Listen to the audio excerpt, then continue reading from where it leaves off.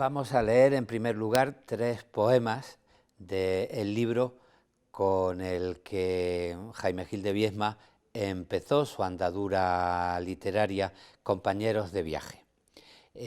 Voy a leer un fragmento, el número 7 del capítulo Las afueras, donde está muy presente todavía su herencia inicial de Jorge Guillén y de la poesía entendida como un ejercicio conceptual más que como una revisión del pensamiento utilizando un lenguaje mucho más cotidiano y más conversacional. Mirad la noche del adolescente.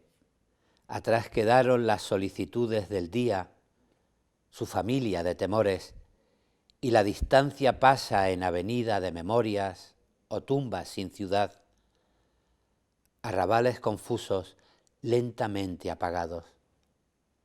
La noche se afianza, hasta los cielos cada vez contigua la sien late en el centro. Bajo espesura de rumor, la ausencia se difunde y regresa hacia los ojos sin sueño, abiertos, sensitivos. Algo que debe ser la brisa, como un rastro de frescura borrándose, se exhala desde el balcón por donde entró la noche. Sus sigilosos dedos de tiniebla rozan la piel exasperada, buscan las yemas retraídas de los párpados. Y la noche se llega hasta los ojos, inquiere las inmóviles pupilas, golpea en lo más tierno que aún resiste en el instante de ceder, irrumpe cuerpo adentro la noche derramada y corre despertando cavidades retenidas, sustancias, cauces secos, lo mismo que un torrente de mercurio, y se disipa recorriendo cuerpo. Es ella misma cuerpo, carne, párpado adelgazado hasta el dolor, latido de mucha muerte insomne, forma sensible de la ausencia, ciego de noche absorta, gira el pensamiento.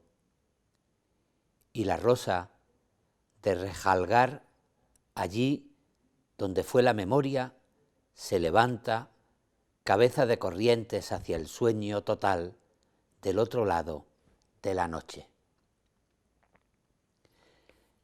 Este poema pertenece a la primera parte de Compañeros de viaje y el libro cuenta la historia de una evolución, el descubrimiento de un mundo poético donde la indagación en la propia educación sentimental se convierte en motivo de escritura.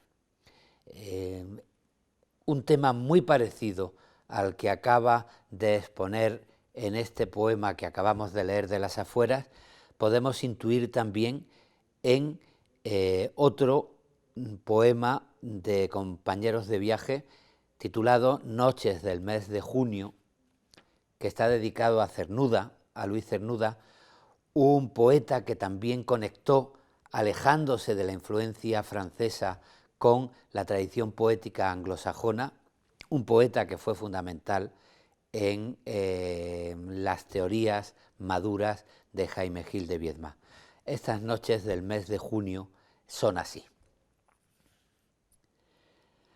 Alguna vez recuerdo ciertas noches de junio de aquel año, casi borrosas, de mi adolescencia.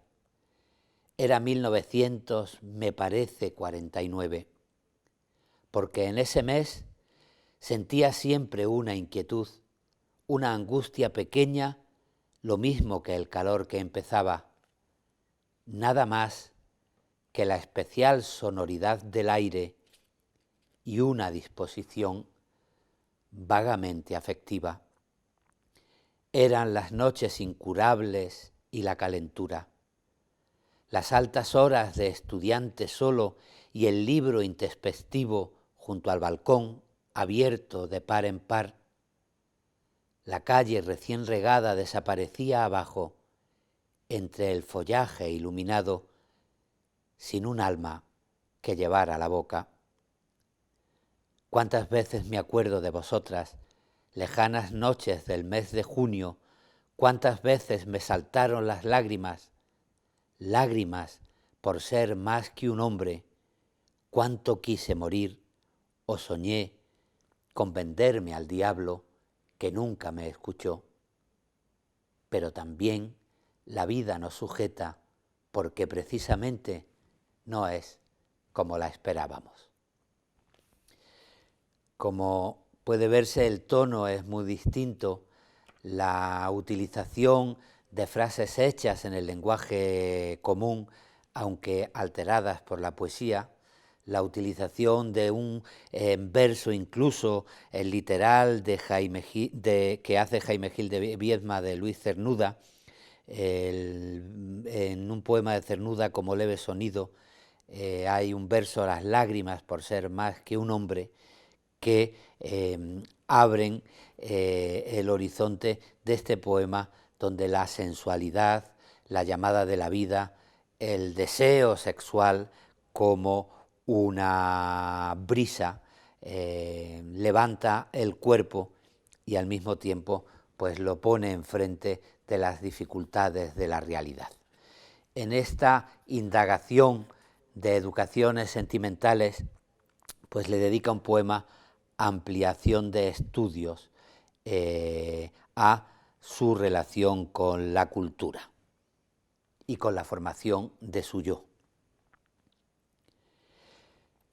En la vieja ciudad llena de niños góticos, en donde diminutas confiterías peregrinas ejercen el oficio del placer furtivo y se bebe cerveza en lugares sagrados por el uso del tiempo, aunque quizá es más dulce pasearse a lo largo del río, allí precisamente viví los meses últimos en mi vida de joven sin trabajo y con algún dinero.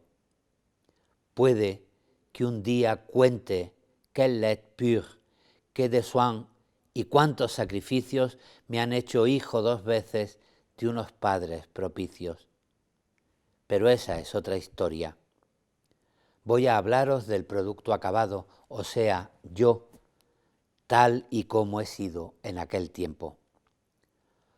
¿Os ha ocurrido a veces de noche, sobre todo, cuando consideráis vuestro estado y pensáis en momentos vividos, sobresaltaros de lo poco que importan? Las equivocaciones y los mismos aciertos y las vacilaciones en las horas de insomnio no carecen de un cierto interés retrospectivo, tal vez sentimental, pero la acción, el verdadero argumento de la historia, uno cae en la cuenta de que fue muy distinto. Así, de aquellos meses que viví en una crisis de experiencias heroicas, me queda sobre todo la conciencia de una pequeña falsificación. Y si recuerdo ahora en las mañanas de cristales lívidos, justamente después de que la niebla rezagada empezaba a ceder, cuando las nubes iban quedándose hacia el valle, junto a la vía férrea, y el gorgoteo de la alcantarilla despertaba a los pájaros en el jardín, y yo me asomaba para ver a lo lejos la ciudad, sintiendo todavía la irritación y el frío de la noche gastada en no dormir.